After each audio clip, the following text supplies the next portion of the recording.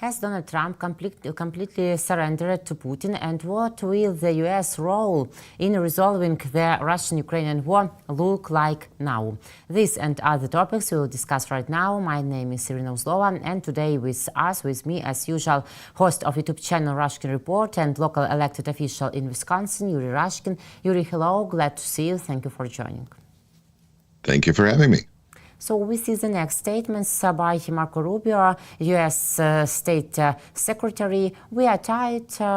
It sounds like something like this. We are leaving. It's time to put and to eat. How weak and uncool that it is not exclamation mark by Marco Rubio, but only such points. The United States may withdraw from the peace talks on Ukraine and stop trying to mediate peace agreements between Russia and Ukraine. The deadline for a completely indecisive decision is literally the next few days, unless there are clear signs that an agreement can be reached in order to avoid them. Marco Rubio told that we have spent 3 years and billions of dollars supporting the Ukrainian side, but now we have reached a point where we need to focus on other things. So, Yuriy, can we say that the U.S. is actually withdrawing from the issue of resolving the Russian-Ukrainian war, and why? Why?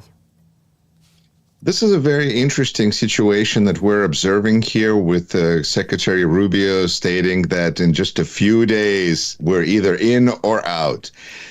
Because first of all, we know that there's nothing final in the Trump universe. Anything can be relooked at, reworked at least they feel that way. I think that they think that if this thing with tariffs totally backfires, they'll just vote to change the calendar date to April 1st, the day before Liberation Day, and everything will be like it never happened in Trump world. So there's nothing final there. That's one thing. The other thing that comes to mind is a line from Fiddler on the Roof, when a rabbi says, God bless the Tsar and keep the Tsar away from us. And when you have American administration that is leading itself in such a tone that is contrary, the policy of the administration is so contrary to the previous administration that we can basically think that in this scenario that we find, in this reality that we find ourselves in, what is the point of trying to get United States on your side when you know United States would much rather be on Russian side as it stands right now with this administration? What is the point of having negotiations about what? About guarantees for future security? We know that's not going to happen. About Ukraine joining NATO? About what are we talking about? So if this is the negotiation about maybe a 30-day ceasefire under, with Russia, which clearly violates everything, then it's unclear the benefit of these negotiations from Ukraine's point of view. However, when we see that Trump administration, which, refuses to acknowledge that they can lose at anything, and considering that they are staring at a loss here, because Trump said that he will fix this in 24 hours, we're still waiting.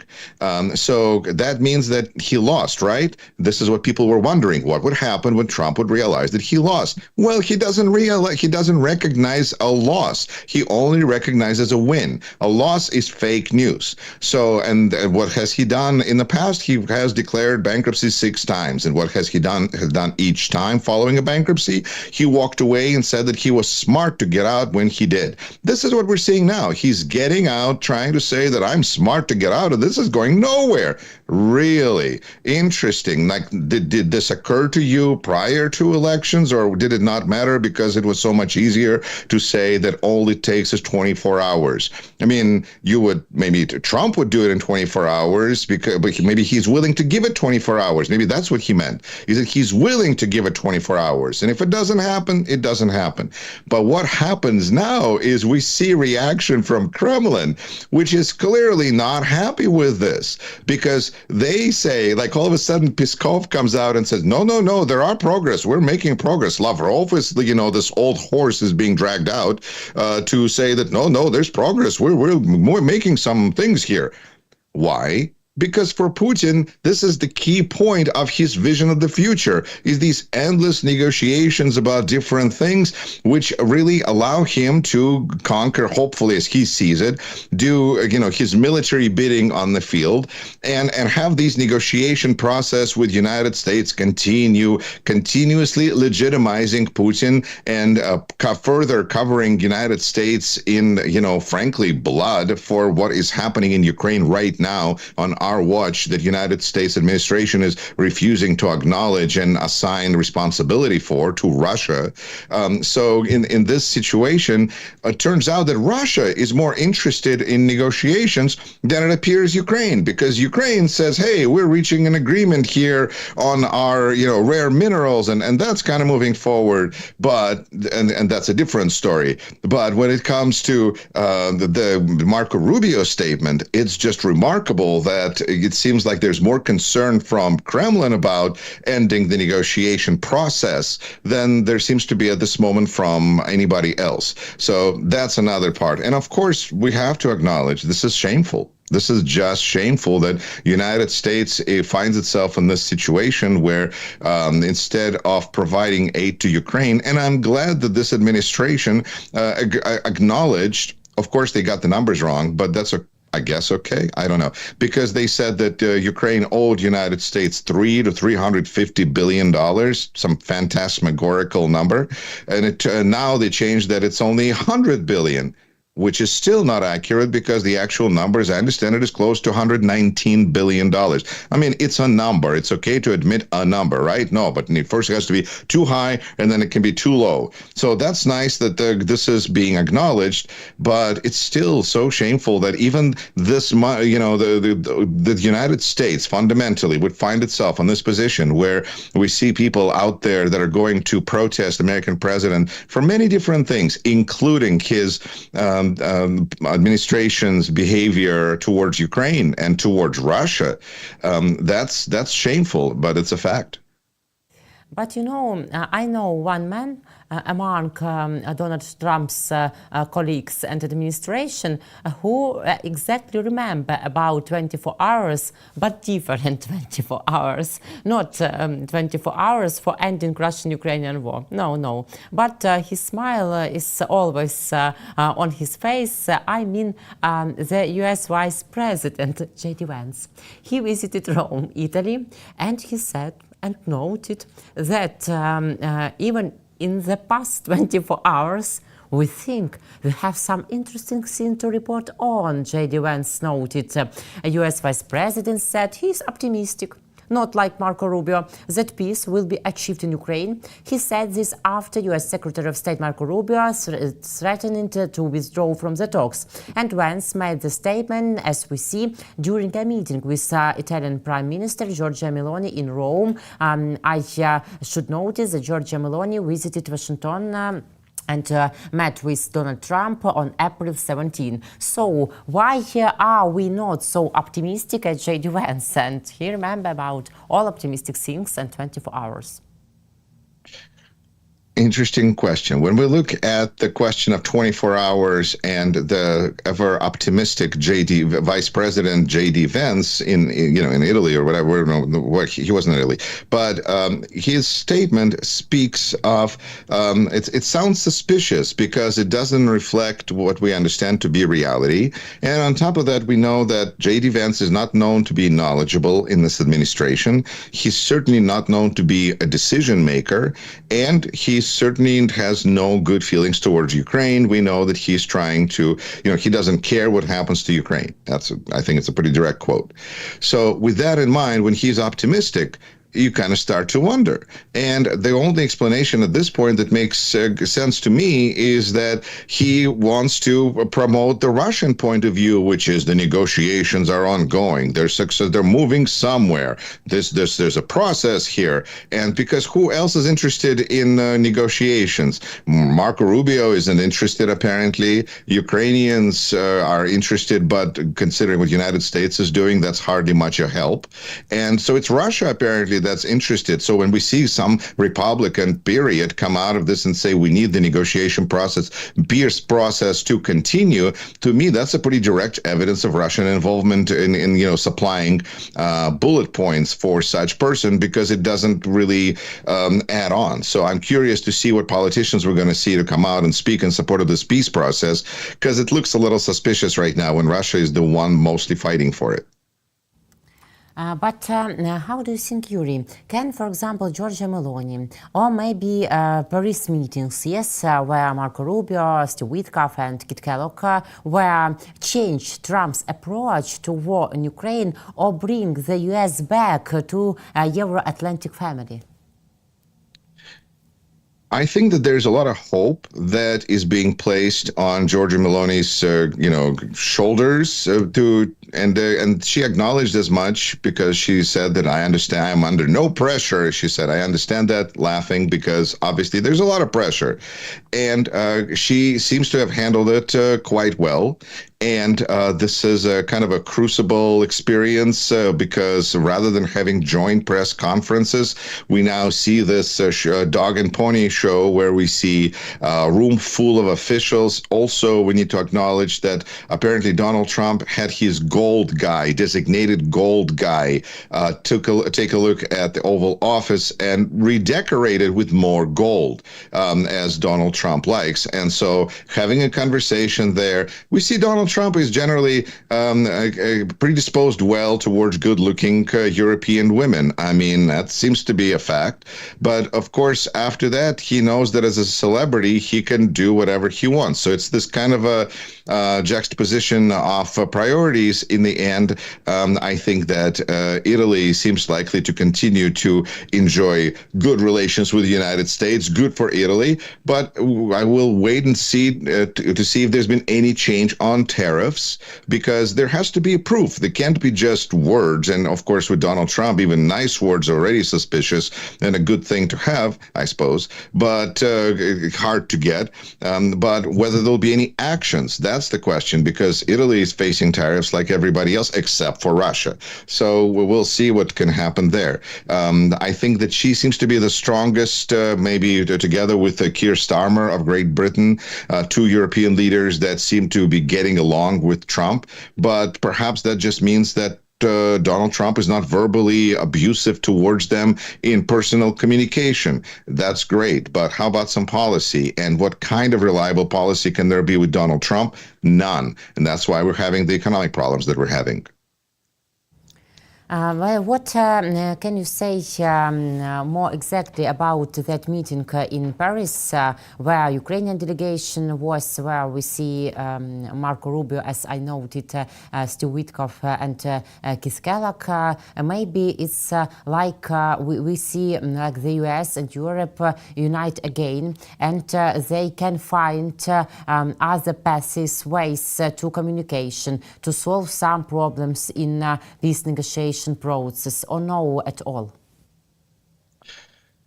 It's hard to be optimistic about negotiation process that involves Donald Trump. That's kind of probably an understatement.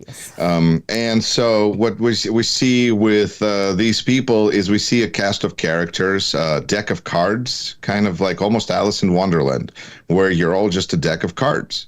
And then you see Secretary Rubio, even Steve Witkoff, which is clearly very close to President person and seems to have the right height to communicate personally with Vladimir Putin, which is clearly important.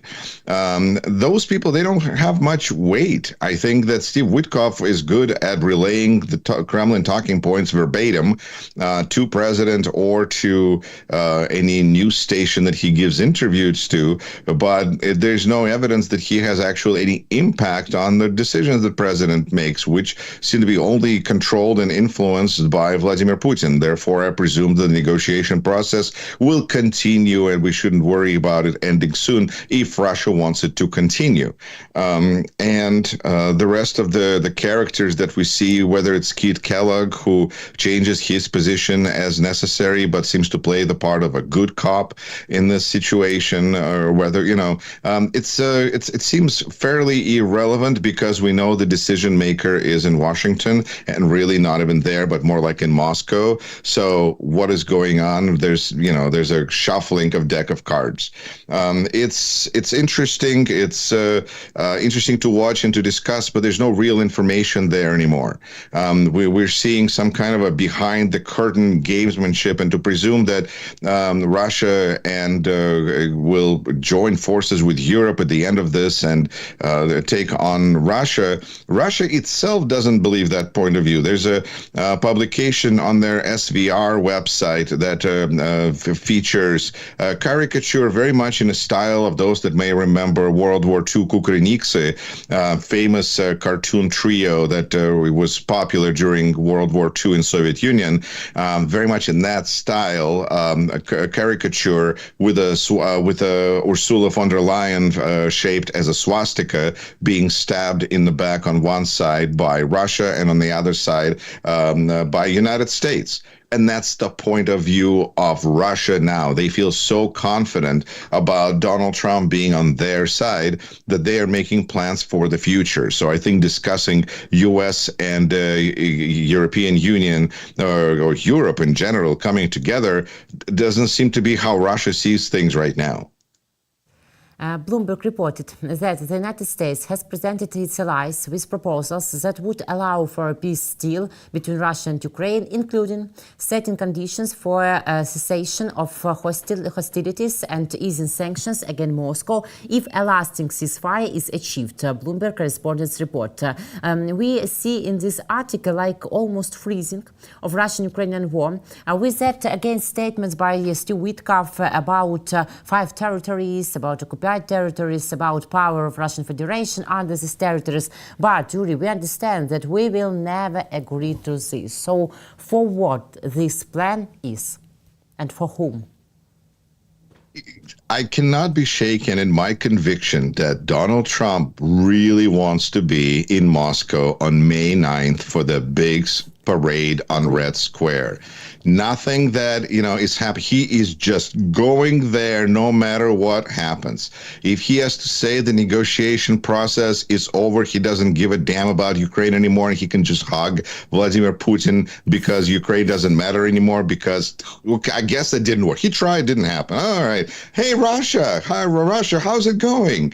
It's just all seems like he's trying to quickly wrap things up. But here's the deal. I think Putin is like sending a message that unless Trump wraps it up, Putin is not going to let him in on Red Square. I don't think I think Putin is driving this train.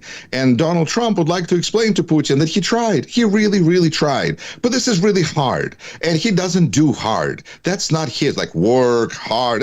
It's not Donald Trump. Small, soft, that's perhaps more along the lines. So he's looking for easy things. Putin is not offering him an easy situation because Putin has a very serious goal in mind of just taking over Ukraine. And so Donald Trump has a very hard job here, which he's failing. He's trying to say, excuse me, please let me off. And so we'll see how this works out. Is he going to be able to balance out removing some sanctions, which he has just extended? And by the way, that was a big question for, I think, why did he extend sanctions on Russia in the first place for a year if he likes Putin so much? Again, the only explanation I can come up with is that if he removes sanctions, then why would Putin talk to him? So, okay, he has sanctions, but now he's offering to remove them in exchange for what? Maybe Putin letting him on a Red Square? So I think we've got some really kind of a silly circus kind of stuff, which is what happens when you elect a clown. And so we are dealing with the consequences of this situation every day. And whether Putin will accept Trump as his one and only, well, no, of course, Xi Jinping will also be there. So I suppose Donald Trump will also need to say that we've won, or at least, probably won, trade war with China, which is going to be considerably harder because Chinese seem to be pretty serious about this trade war because it sounds like they wanted to decouple from the United States, and this was the excuse they needed. And on top of that, we're now analyzing, there's a nice article by retired Admiral Stavridis about 5 reasons reasons, 5 signs that this can turn into a hot war with China. Will Donald Trump be able to stand on Red Square next to Putin and next to Xi Jinping at this difficult time where it's really important for, that's a drama. Why watch any sort of a, soap opera when you can just watch this madness unfold in front of our eyes? And China and Xi Jinping is looking after all this and see like white flag. You can do everything. You can annex Taiwan or you can support Russia because nothing will be. So Trump shows that the US is weak and unconfident and China can do everything they want. It's only if you judge reality for what it is. But if you live in Trump world, then it's entirely different. Because in Trump world, as soon as we tell China that we're going to stop buying their cheap crap, they're going to be like, oh no, we better do something about this. Oh. Otherwise, we're all going to die of this, I don't know, COVID something because that's China. China. And there's a lot of problems with that because we've entirely fooled ourselves by getting this trend, it appears, in Washington, where not that I'm anywhere near, but I'm just reading analysts who seem to, like Thomas Friedman, who insists that we've been telling ourselves only bad things about China for a substantial number of years. It was unpopular to say anything good about China. Well, we kind of, again, propaganda got us into this situation where Americans seems to have forgotten to what extent we're interconnected with the rest of the world, starting with China. And if anybody forgets, walk into Walmart, look at the shelves, see where stuff is made. And I think that this kind of a situation is very dangerous for America because for a consumer-based society, to start a trade war with an authoritarian state is so incredibly dumb that because consumers are going to get upset before an authoritarian or his, subjects, peasants are going to get upset. And so, this is the situation. Of course, we should acknowledge that JD Vance, who called the Chinese peasants, is now being freely roasted on Chinese social media. So they're using all of this stuff to they're not trying to wind things down either. So the situation with China could be quite difficult, and it will lead to really United States getting poorer. The problem is that one of the ways that a dictator or a tyrant can gather more power is by making their population poorer, because a rich population has a lot of opinions, has feelings about freedoms, different things, but a poor population has different set of concerns. So it is to Donald Trump's interest, really, to make Americans poorer.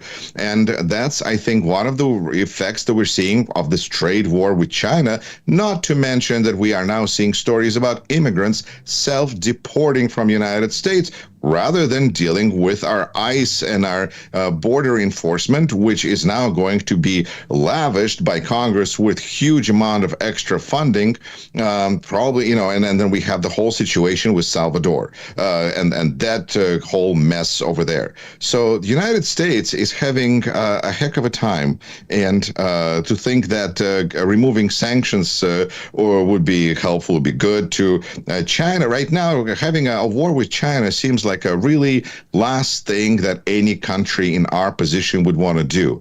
But not only is bad ideas seem to be a feature of this administration, but they seem to be they're not just like doing the right things mistakenly, or they're doing like what they're trying to do well, but they're not doing it well. No, they're trying to do bad things and they're failing at them, and then they're causing all sorts of consequences they're not capable of managing. And the only thing I can try to figure out is, are they doing it because they're so terrible or because they're doing it on purpose? And there seems to be plenty of reasons to suggest that it could be both.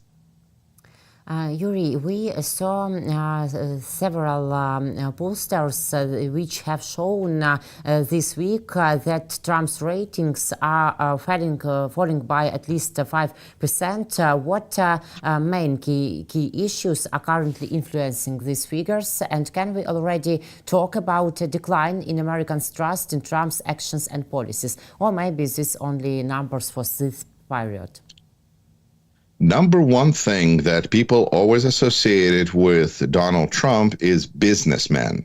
He was supposed to be good at business and therefore economy. Why people didn't associate with Donald Trump the fact that he had 6 bankruptcies is wishful thinking on part of people who want to be fooled, because it's not like this is new information.